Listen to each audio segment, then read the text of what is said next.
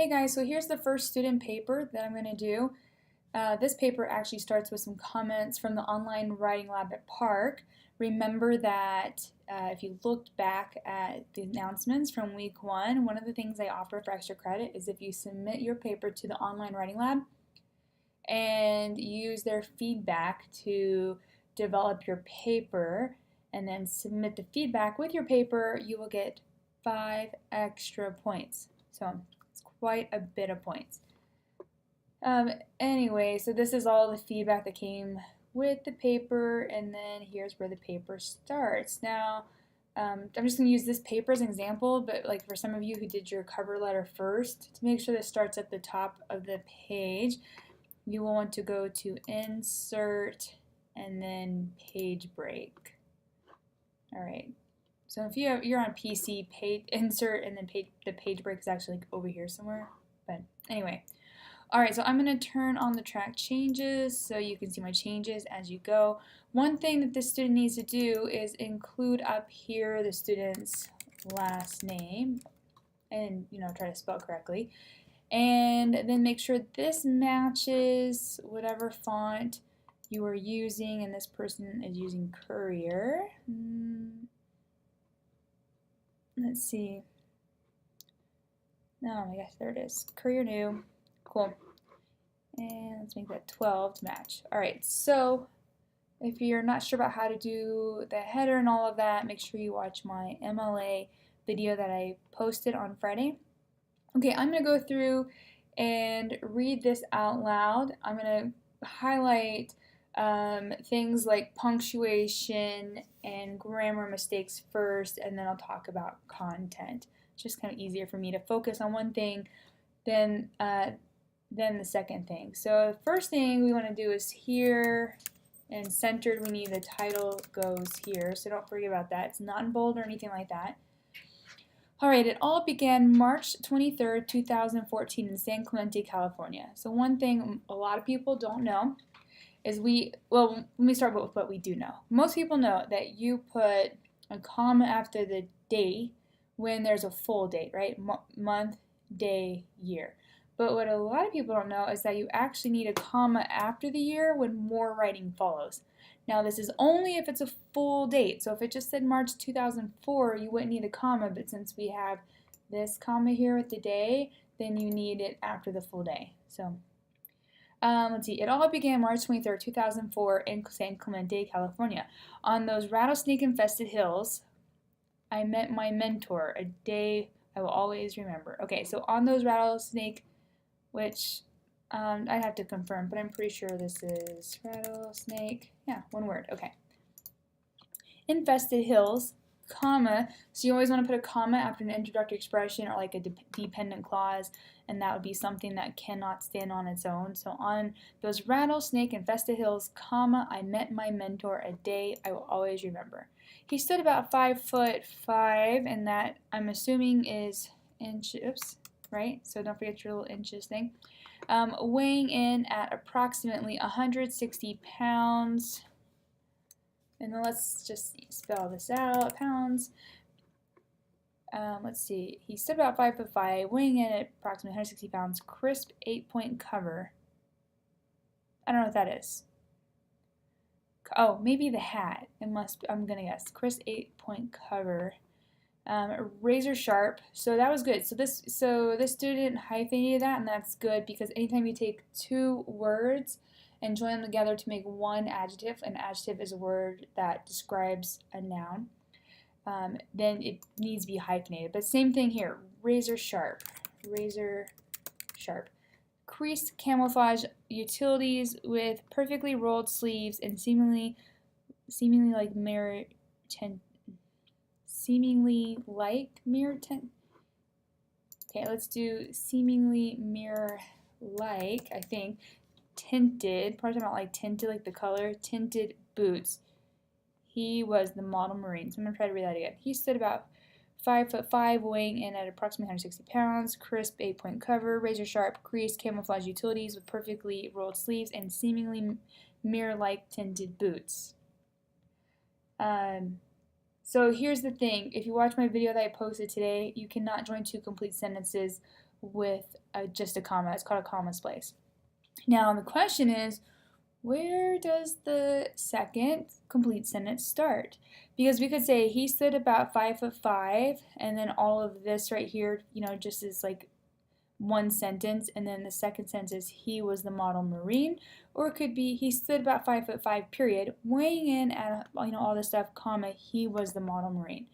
I think he meant it to go with the height just because, or I think he meant it to go with the first part because that's like the height. So I'm going to change this comma to a semicolon, because if you watch that video, one thing you can do is you can use a semicolon to join two complete sentences, because a semicolon can go where a period could go.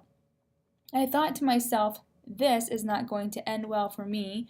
There I stood, the exact opposite of him. So again, so we have a run-on sentence because of these comma splices. So I thought to myself, and typically for thoughts, I'm just going to make it like dialogue, like you're talking to yourself. I thought this is not going to end well for me, period. There, I stood the exact opposite of him. So I guess, where does this thought end? I'm assuming here. Okay. He stared at me with absolute disgust as we approached each other. I could sense his disappointment. So again, that's another comma splice. I'm just going to put a period there. I could sense his disappointment. The feeling became stronger and stronger with every closing step. Finally, we were, past tense. You know, the feeling became, that's past tense. He stared. So when we're talking about something that happened in the past, finally we were face to face. I began to stumble on my words, but the intent was to give the appropriate greeting of the day. I was immediately silenced, and he commenced to blasting out all types of uniform violations, such as, okay, a semicolon joins two complete sentences. A complete sentence doesn't have a such as, because if you say such as, I'm like, and such as what, right? So we know that this part here is not a complete sentence. So we can't use a semicolon here. So, uniform violations, comma, such as no haircut, camis too big, cover too small, boots dirty, no shave, fingernails dirty and too long. I could go on and on. So again, can't use a comma to join two complete sentences. So period, I could go on and on. With every uniform insult, I found myself getting smaller and smaller. Then came the crushing blow. So that's a complete sentence. So then came the crushing blow. With a loud, thunderous voice and balled up. So balled up, making two words describe one noun, right? So balled up face, comma, he yelled, and when it's dialogue, you start with capital letter, and your breath smells like hot garbage. So like I said, with every, okay, then came the crushing blow. Let's use a colon here. Now a colon can go after a complete sentence, and it introduces a lot of times like a list or something, but what it also does is what follows is like an explanation or an example of the previous part. I don't know if that makes sense to you guys, but essentially this is a complete sentence, so we can put a colon after it, and this part here is like the descriptor of what the crushing blow was. I was thoroughly embarrassed. I guess that was his way of establishing dominance, the way I think it could have been handled differently with the same results achieved. Good. Okay. My mentor didn't know me from Adam. We came from two completely different worlds. So see, that's kind of the same thing again, like comma, splice, period. We came from two completely different worlds. Growing up, comma, after introductory expression, he was the only child with both parents present. He was set up in the finest schools. He wore the best clothing, and he wanted for no. Okay, so he wore. So whenever you have a list, you have to make sure that each item is in the same grammatical format. So far, the first two items in this list were complete sentences, as is the last one. So this one needs to be a complete sentence too. And it's probably going to tell me that you're supposed to have an apostrophe, but you don't need one here. Yep, see, incorrect. That's why you don't always believe everything that grammar check tells you. Okay, he was set up in clothing, and use that serial comma, or the Oxford comma. So make sure that you have a comma after every item in your list. So, why he chose to join the fight club is beyond me. I, on the other hand, comma, you put commas around,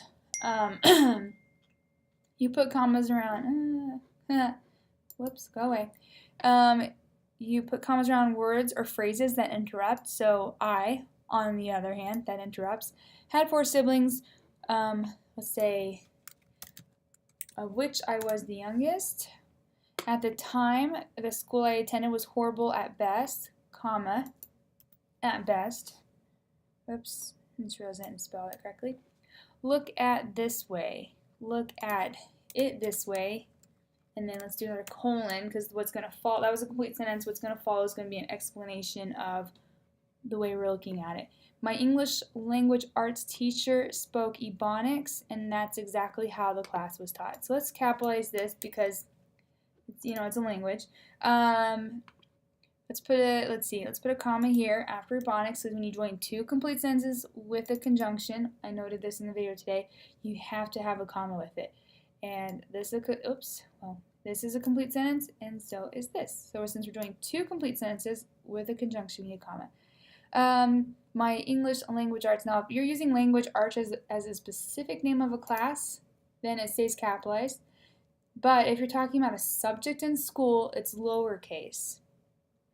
So depending on how this person, I'm just going to leave it as is, but just keep that in mind. If you're using a class name as it's the subject, like if you're saying algebra, then that would be lowercase. But if you're saying like algebra 1, like that's a specific name of the class. English, Spanish, any language always gets capitalized. So yes, I am one of the thousands of students that was taught to place a comma, not a coma, at every pause. You know what? It doesn't even matter about the Ebonics. People who speak perfectly good English teach children to use a pause. Bad, bad. All right, my clothing was just good enough to make it through school without the verbal abuse, partly because the majority of the neighborhood was in the same boat as my family. Though my introduction to him was a rough one. Okay, so him, who? Because we were just talking about your family, siblings, right? So now that we're back to talking about mentor, right? So my introduction to my mentor was a rough one.